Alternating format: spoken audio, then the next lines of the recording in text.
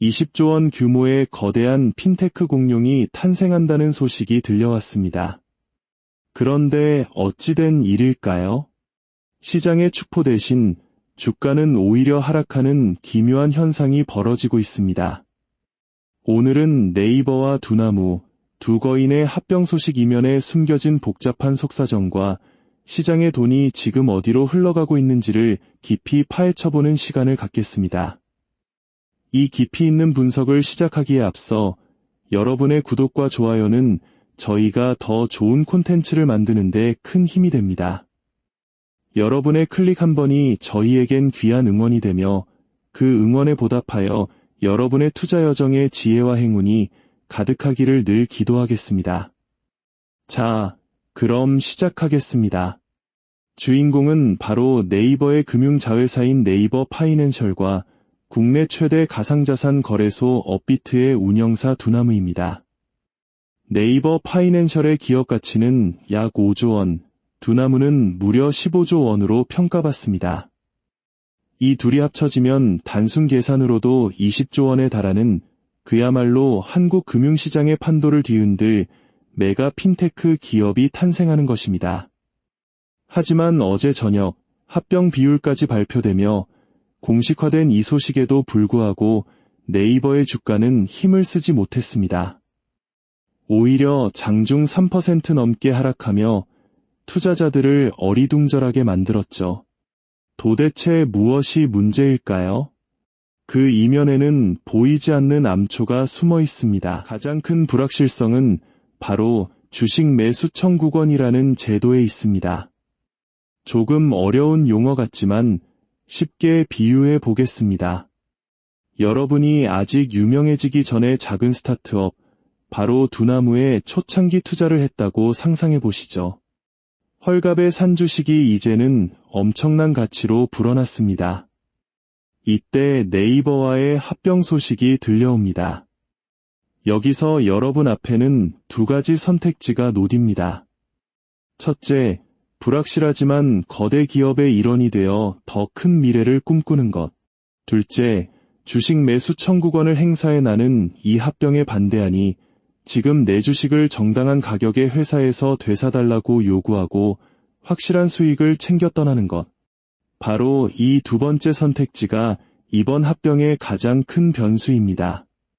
두나무의 주주 중 단 8%, 금액으로는 약 1조 2천억 원 규모의 반대표만 나와도 이번 합병은 무산될 수 있습니다. 특히 두나무는 비상장 기업이라 개인 투자자 비중이 높은데 이들 입장에서는 불확실한 미래보다 눈앞의 확실한 현금화가 더 매력적일 수 있다는 분석이 나오는 것입니다.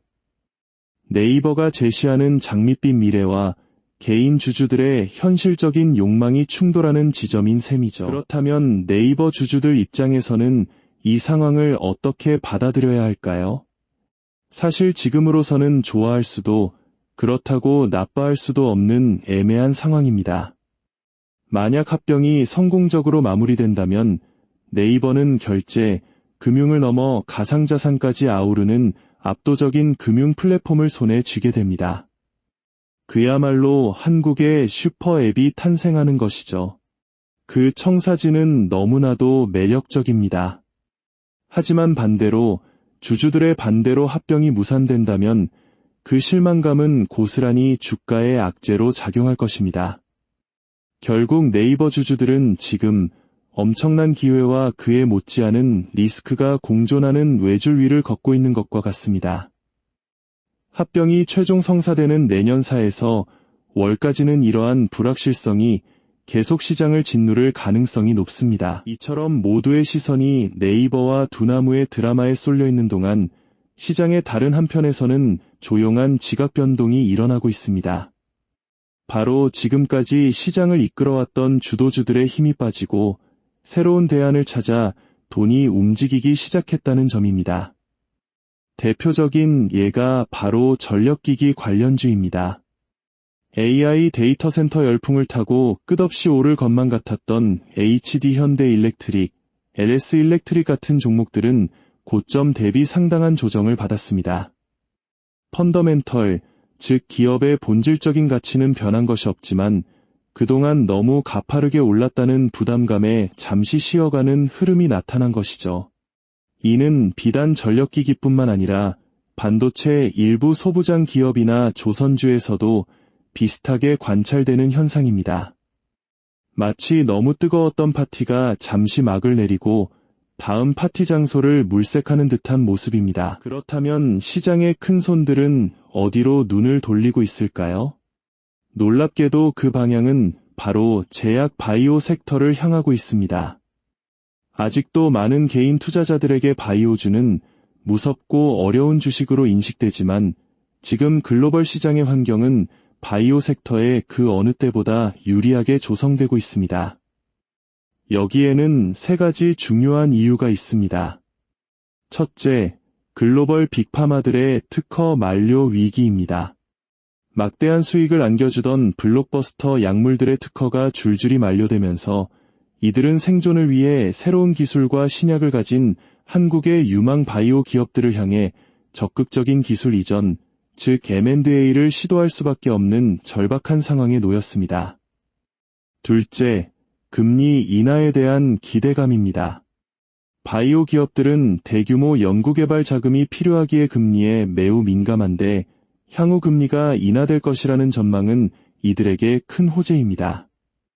마지막으로 가장 똑똑한 돈으로 불리는 글로벌 헤지펀드들이 2026년을 내다보며 가장 많이 투자하고 있는 분야가 바로 바이오테크라는 사실입니다. 이 세 가지 거대한 흐름이 맞물리면서 바이오 섹터는 시장이 조정을 받더라도 홀로 상승할 수 있는 강력한 잠재력을 품고 있다는 분석이 힘을 얻고 있습니다. 이외에도 정부의 강력한 육성 의지가 확인된 SMR, 즉 소형 모듈원전 관련주나 연말 빈집털이 장세에서 주목받을 수 있는 로봇 관련주 역시 시장의 새로운 대안으로 떠오르고 있습니다. 오늘 우리는 네이버와 두나무의 합병이라는 거대한 이슈를 통해 하나의 뉴스를 얼마나 다각적으로 해석해야 하는지를 배웠습니다. 표면적인 호재 뒤에 숨은 리스크를 읽고 주도주가 쉬어갈 때 돈이 어디로 흐르는지를 파악하는 것. 이것이 바로 변동성 높은 시장을 헤쳐나가는 지혜일 것입니다. 시장은 언제나 우리에게 질문을 던집니다. 그 질문의 본질을 꿰뚫어보고 현명한 답을 찾아가는 여정에 저희의 분석이 작은 등불이 되기를 소망합니다. 여러분 모두의 성공적인 투자를 기원하며 오늘 이야기를 마칩니다. 평안한 하루 되십시오.